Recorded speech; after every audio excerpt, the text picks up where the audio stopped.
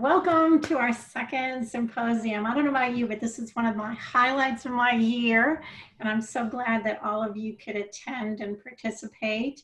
And I really want to thank everyone for their flexibility of being able to participate through a virtual framework. And kudos to JC Farkas, our training director, who got our courses online and created this virtual event so we can all see the work of our trainees and they can showcase their projects for this year. So we have 14 trainees who are going to share their work with us, and they represent 9 different disciplines around campus. So there's going to be something of interest for everyone, and I know they're all going to talk about it. Then I guess there'll be questions or discussion at the end perhaps. So I am going to let them get started. And again, welcome. Thank you for joining us. And I will turn it over to JC Farkas, our training director at the Sonora News Ed. Thank you, JC. Thank you, Wendy. Good afternoon, everyone. It's so good to see so many of you and so many of you actually using your video cameras today. This is great to see all your faces. So just a little background. So for those of you who may not know who our trainees are, so here at the Sonora News Ed, we engage in interdisciplinary training, as Wendy mentioned, with students from a variety of different disciplines across campus. And we really want them to become leaders and advocates in the disability space, and we do that through engaging and exposing students to disability research, practice, and policy. And so some of our programs that we have, and you'll hear from our trainees today who participate in one of these programs. So we have an undergraduate certificate in developmental disabilities, where it's a 12-unit certificate, and we have students, undergraduate students, who engage in a mixture of research and community-based programming and coursework in areas that are of interest to them. We also have a diversity fellowship program where we engage students in underrepresented backgrounds to become more familiar with disability research, practice, and policy, as well as look into topical areas related to diversity, inclusion, and cultural and linguistic competence. We also have a variety of practitioner and clinical internships that we have students who are in undergraduate, graduate school doing really in-depth internships working on a variety of topics, and you'll hear from a few of them today. And one thing we're happy to announce is starting this fall, we'll be starting a policy fellowship as well. So stay tuned to that for that. And so a little bit about our format today, how we're going to roll this out. Jeff is going to add to our chat box the link to our Padlet for this. So this is a screenshot of the Padlet we have. It's going to house and archive our whole symposium. So the program is there if you want to bring that up, as well as all of the individual posters are posted there for later viewing. And this will be housed on our website. And eventually the recording will also get archived here on the Padlet as well. Okay. So as you can see here, at least by, we've grouped our presenters into 4 topical areas. So we have inclusion, health and wellness, clinical practice, and transition to adulthood. So this is how it's going to work. We have 3 or 4 presenters for each topic. Each presenter will have 5 minutes to present their poster. We'll take 1 or 2 questions immediately following the presentation. And then at the end of that group, we'll open it up for more discussion. Any questions you may have missed or thought of as you heard some of the other presentations in that topic group, and just some time for discussion before we move on to the next topic. And so for our presenters, as you are reaching your 5-minute mark, you may get a little private message to let you know to start wrapping it up so we can keep moving forward and get to everyone. Any questions? Are we ready to roll? Okay.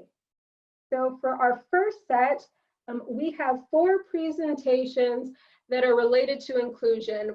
We'll have presenters who are going to talk about how that might look in developing programming and in the community, as well as what that means for research and how we engage people in the community to ensure the work that we're doing is really reaching a diverse population. So with further ado, our first presenter is Austin Duncan.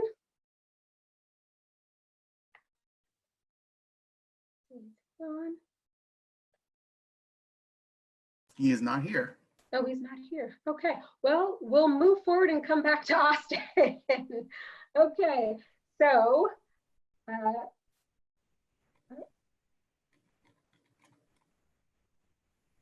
hopefully everything's okay. So then that means Jordan, you are up. Jordan Gotwald, she's one of our certificate students, and she will present her poster to you. Hi, everyone. Can everyone hear me? Are we good? Okay. Good. So my poster is about increasing inclusivity for leisure activities. So throughout this semester, I was introduced to a program at Reed Park Zoo where they are trying to expand inclusion. And so I thought, what would be, the best way to kind of look at everyone, look at, different factors, different barriers, and kind of see what's already been done for increasing inclusivity in all these different leisure activities. So a little bit of background. We know that participating in leisure activities and family recreation is really important in the development of different skills, such as social skills, self-determination, different life skills, the ability to develop relationships, all of that. And so we want everyone to be able to participate in this. And then universal design, as I'm sure a lot of you guys are familiar with, is allowing for everyone to be fully included. So this could be from having captioning to building a ramp, anything to ensure that everyone can participate. So I performed a literature review using 16 different peer review articles from the University of Arizona online database and the Frontiers online database using the different search terms listed. From these, I was able to review references and related articles. And in total, like I said, I identified 16 different papers, 4 of which took place at zoos, 5 in museums, and 7 were outdoor or family recreation based. And so what did I find? Well, in these different reviews, I was able to group them into 3 different themes. So one of the first themes that I found was personal factors linked to barriers. So this wasn't what individuals perceived as barriers, but rather different factors that they found were linked to participation and inclusion. And so one of these was age. So for instance, if the individual was older, they were a little less likely to participate in leisure activities. There was also the type of schooling. So if an individual was included in an inclusive classroom when they were younger, they were also more likely to participate in leisure activities. The second category was the perception of barriers. And of course, you have to look at both the parents and the individuals for that. So parents looked at everything from like, oh my goodness, is the environment safe? Are my children ready? Whereas individuals were more along the lines of, okay, am I really the right age group to participate? Am I really included? And then the third thing that I looked at was a group of papers that had integrated programs in museums and zoos. And so they found that when including these programs for children that were in camps, there was an increase in an individual's attention and behaviors and their general social skills when they were included in volunteer and staff programs. There was an increase in staff interaction with the family. And overall, there was just an increase in number of visits to these museums and zoos. And so from this, we can kind of conclude that, environmental and physical factors are definitely a main determinant in whether participants participate in a leisure activity, but it also depends on their past experiences and their current self-determination. We also found that inclusion programs do have positive impacts at museums and zoos. So what can I recommend? Well, there's a lot of things that we can do, obviously, to increase inclusion. Some of them are listed, but I really want to touch point on making information on the website more accessible, because it can be hard to find, where disability accessibility is. And another thing that places can do is they can create an app. I know Shed's Aquarium has an app that's gotten really good reviews throughout all of this. And then you can also have designated quiet areas and, signs to help people know that, okay, this might be an area that's a little loud. And then, as always, you can always find new and creative ways to decrease loud noises. I know one of them, they had recommendations to place the hand dryers outside of the bathrooms, because then it's not enclosed and it's not loud. And so overall, they can all increase inclusivity. So thank you guys for listening to my presentation. And if you have any questions, feel free to ask.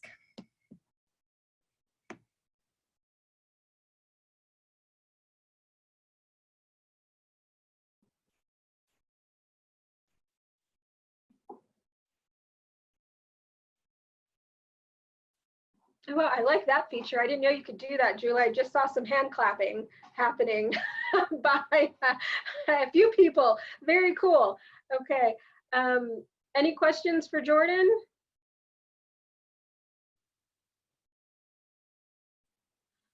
So Jordan, do you want to share, are you hoping that to make some recommendations for what the Reed Park Zoo can do? So some of the things that the Reed Park Zoo can do specifically, they are making new maps to kind of post everywhere. And so it would be good to make sure to include kind of those areas where it's like, okay, this might be a loud area or this is a quiet area. And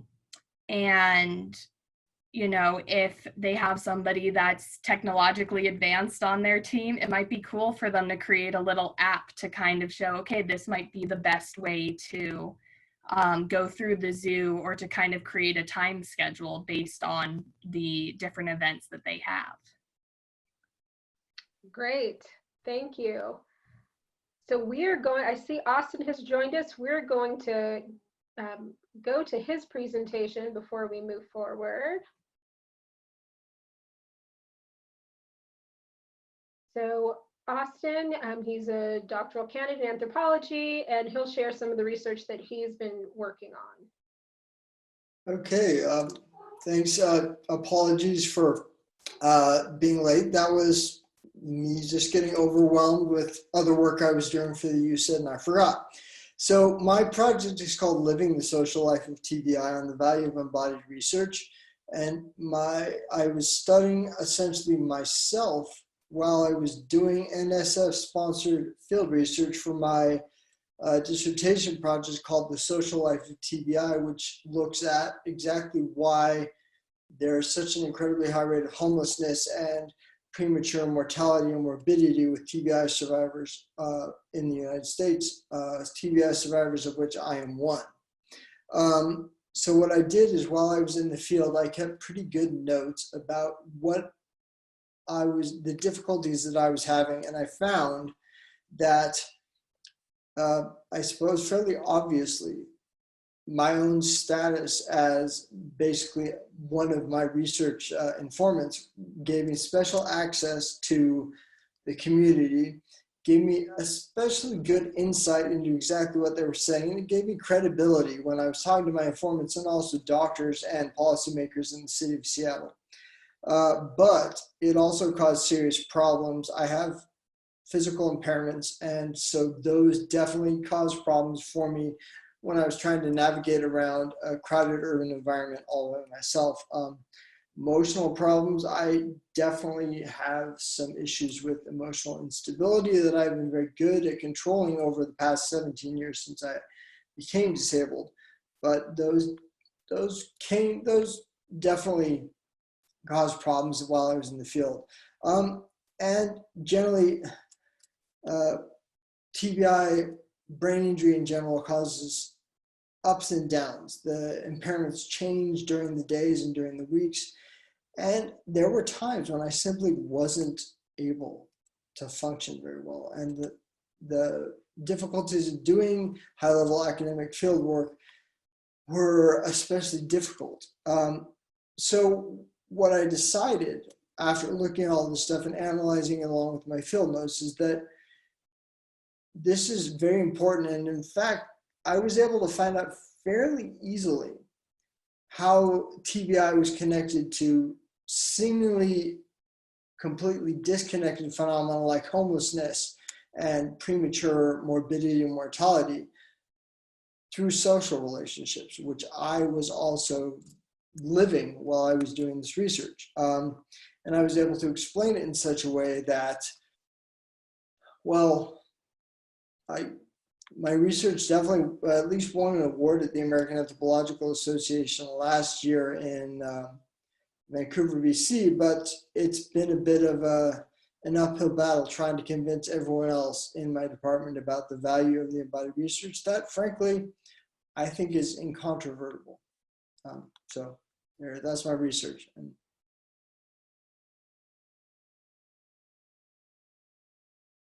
Thank you, Austin. Any questions for Austin?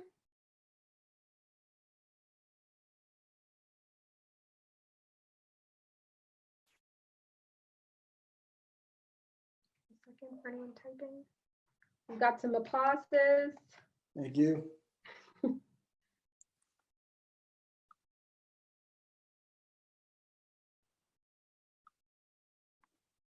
Okay, well, maybe we'll come back to it when we have our discussion.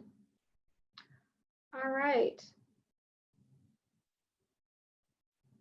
And now we'll have Dominique Hughes and Corinne Winston, both who are certificate students, to share their project.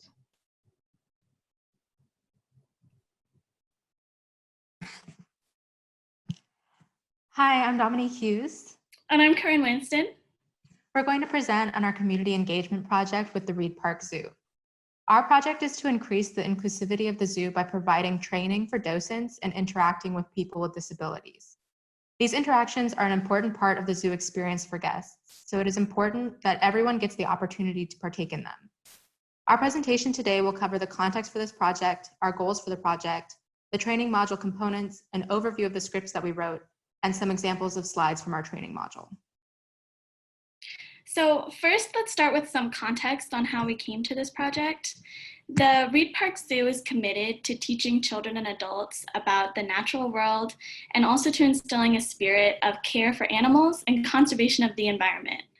Staff at the Reed Park Zoo believe that every person deserves the opportunity to participate in this mission, and so consider inclusion to be a priority. So that's where USAID came in. Last year, the volunteer coordinator staff reached out to USAID for some guidance on how to better support the engagement of guests and volunteers with disabilities. Our project was to create a training module for the docents that covers accessibility basics and engaging with diverse guests. As we were creating the module, we wanted to make sure that we were not only talking about one type of disability, like physical or developmental disability, but that our training module was instead applicable to anybody who may not engage with the zoo and its staff in ways the docents are used to. So to keep it applicable to everyone, we focus on what the docents are meant to do in the park and how to make those interactions more inclusive for everyone. We think that the goal of the docents is to connect and educate, and that was the overarching theme of our module. How can we make it easier for docents to connect with diverse guests? How can we help them adjust their teaching to include every zoo guest? Our training module objectives were: first, outline the basics of interaction etiquette; second, apply theories of universal design to docent-guest interactions; and third, present detailed example scenarios to help the docents see these principles in practice. Okay, so now for some more specifics on our module components. So I'm going to be talking about this list of our components with the lion in the middle. So within our module, we wanted to start by providing a broad definition of diverse needs as a starting point to build from. And we wanted to keep our definition broad because of the wide range of people who visit the zoo and the wide range of people who benefit from inclusive practices. Our description of diverse needs included mobility limitations, blindness, deafness, sensory sensitivities, cognitive differences, and any other factors that can make engaging with zoo exhibits more difficult. And also, in the hopes of creating a foundation to build upon for the rest of our module, we began to unpack the social versus medical model of disability. And we felt this was important to include because it would encourage a shift in mindset for the docents about the role of the environment on disability and prompt them to consider what power they have in shaping the zoo environment for their guests. So then, now that we had some common ground to work from, we transitioned our module into describing actionable steps that the docents could use to help all of their guests feel welcome. So we discussed the use and nuance of person-first language and other important etiquette considerations. Our main goal for these sections was to shed light on some of the ways docents might be unintentionally excluding guests with disabilities and guide them through strategies to make positive changes. We felt that that was really important, that docents were aware of general standard to use person-first language, but also respect the word choices used by guests when referring to themselves. We also really wanted to make sure that docents felt confident applying what they learned in our module to a large variety of situations and not just the examples we discussed. For this reason, we wanted to provide a working understanding of universal design that they could adapt to their positions moving forward. We focused on the universal design principles of equitable use, flexibility, and low physical effort because we thought that those would be the most relevant to their docent role. We wanted to affirm that the goal is to help as many people as possible comfortably engage with the zoo experience. And we discussed that guests might not participate in the same ways, but that we want to provide the support necessary for everyone to achieve a level of fulfillment from the experience that is optimal for them. And then finally, the last sections before our scripted example scenarios provided guidance in using plain language and also alternative methods of presenting information. And we did this as a means to make learning at the zoo as widely accessible as possible. For example, we suggested using pictures and hand motions to help convey the docent's points, and we'll discuss more about plain language when we get to our example slides. So moving down toward the peacock, rather than include written example scenarios in our training modules, we have instead written 3 scripts with potential scenarios that demonstrate how these principles might be put into practice. We wrote them as scripts in the hopes that they could be acted out and made into videos for the docents to watch during training. Our 3 scenarios include an autistic guest with narrow focus, a guest who uses a wheelchair, and a guest who is blind. Each scenario details a docent interaction with that guest. At the end of each scene, a narrator discusses what the docent did that makes this interaction more accessible. For example, in the scenario with the guest who is blind, the narrator explains that the docent spoke directly to the child with a disability, described the animal in addition to showing it, offered specific assistance in interacting with the animal, and waited for the guest to say yes or no before moving forward. Okay, so now to the right, you can see 3 example slides from our training module. The first slide on top is about universal design. First, it has an explanation of what universal design is, and then how that can be applied to docent interactions. And then the slide below it is the basic etiquette slide. We talk about addressing guests with disabilities directly. We talk about how to offer assistance, listening to guests with disabilities, and reassuring docents that it's okay to make a mistake so long as they acknowledge it, apologize for it, and then move forward. We felt that that was really important point to make because we did not want fear of making a mistake to stop docents from interacting with all their guests. That last slide there is about plain language. We tell the docents to choose words that every audience can easily understand, and most importantly, to take their cues from the audience. Are the guests paying attention or asking questions? Then you are probably using appropriate language. It is also acceptable to ask them if they are confused about anything or if they want to know more about a specific topic. Finally, we point out that not all children will demonstrate attention the same way. For example, some children may not make eye contact, but will be willing to stay and listen, which indicates that they are engaged. These are only 3 examples of our slides, but you'll notice they all look a little bit different. Because these are pictures, you do not see that these slides also have animations, so that all the text is not present at once, but rather comes in stages to prevent overwhelming the docents. We really wanted our presentation to be visually interesting and engaging, as well as informative. So we used bright colors and even animal icons to help keep the docents engaged as they go through the module. Thank you so much for listening to our presentation. We would like to acknowledge the USED and the Reed Park Zoo for providing us with this opportunity. We would also like to extend our deep appreciation to JC Farkas, Dr. Lynn Oland, and Carrie Dean at the Reed Park Zoo for all of your help and support with our project. And then now we're open for any questions. Okay. Oh, to other contexts. Seems like that would be really cool. Oh, so I should read the question. So in the chat, we got a question. It says, hi, Dominique and Corinne. Do you plan to expand this training module to other contexts? It seems like an interesting training perspective. So thank you. And I think that would be really cool that if it could expand. I don't know if it's in mine and Dominique's plans yet, but we also, when you were making it, tried to make the module so that it could be applied to other scenarios and in other contexts, and maybe other zoos and museums. Yeah, our specific project is to make this for the docent specifically, but the training module itself, outside of the scripts that we wrote, would be probably applicable to a lot of other positions in a similar setting like museums. Mm-hmm. You're welcome. Great, thank you both. I can't wait to see the final training modules. Yeah, thanks. All right, and this is our next presentation. Will be the last one in this topical group.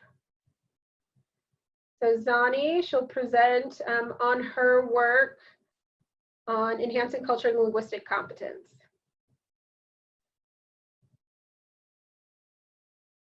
All right, so hi everyone. Yat esh e Zani Olivas Yanishia Hashkanatzo Nishle Nakai Bashachi Nakai Erashanala Ado Sinjikine Erashache. Hi everyone, that was my introduction in my Navajo language. And as I said, my name is Zani, and I have been a trainee with the Sonoran USED for several years now.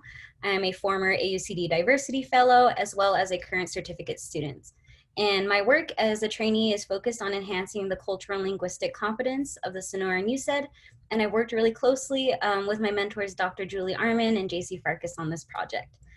So this work actually began several years ago when a cultural and linguistic competence self-assessment actually revealed the need to implement consistent demographic data collection in order to monitor the USED's performance in serving Arizona's diverse communities.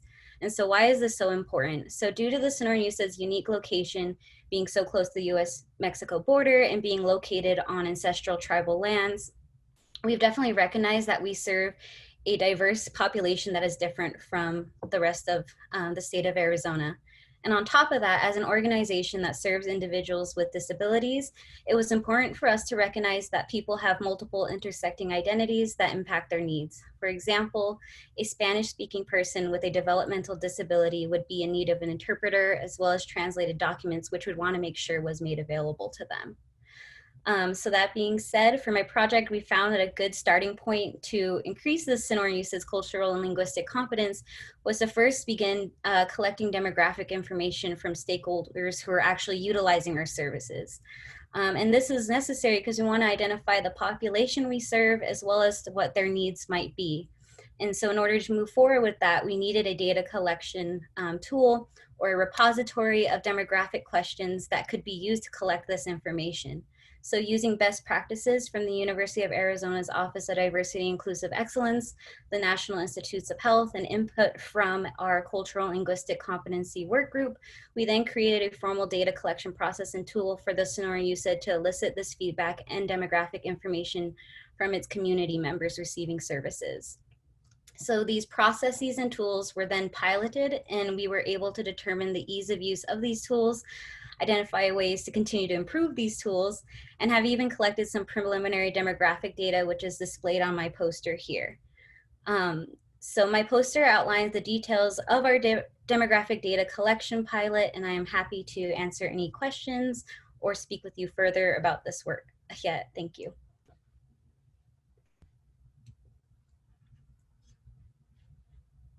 Great, thank you, Zani. Any questions for her?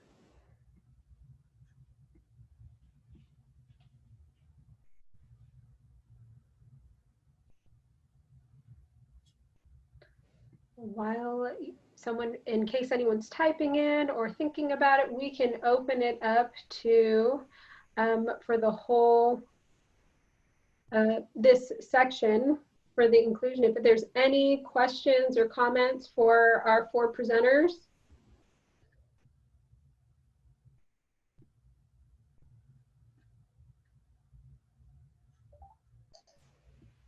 Zani, this is Lynn Oland. Your pilot data, did anything in particular stand out to you as data that would need to be followed up in more detail, or that it was particularly interesting or revealing? Yeah, so given that this was like a pilot, we were only able to kind of test the use of these demographic data collection tools and processes at a number of events. So we encouraged different stakeholders, so meaning kind of people leading workshops and trainings to use them as best they could and implement them within their own events or activities. And so some of the individuals or stakeholders from the USID who were able to utilize the tools, they were piloted at really like demographic specific events. And so we actually had a lot of respondents who were Native American, as well as from the Latino community. And I think the reason for that and why we need to actually collect more data is because, like, for example, like the training was catered specifically to like a Native American disability, like health professionals. And so with that, I thought that that was kind of interesting. And it did definitely show like the need for continuing to pilot this. Also, a big feedback we got with our demographic data collection pilot is that the USID or stakeholders within the USID, they collect information in a number of various like different ways. So some of them do surveys after their events or activities on pen and paper, some do it electronically. And so being able to kind of get consistent demographic data collection is really difficult because we have to try and identify ways to where we can kind of elicit this information without it, you know, throwing off kind of the regular flow of the stakeholders and how they normally conduct their events.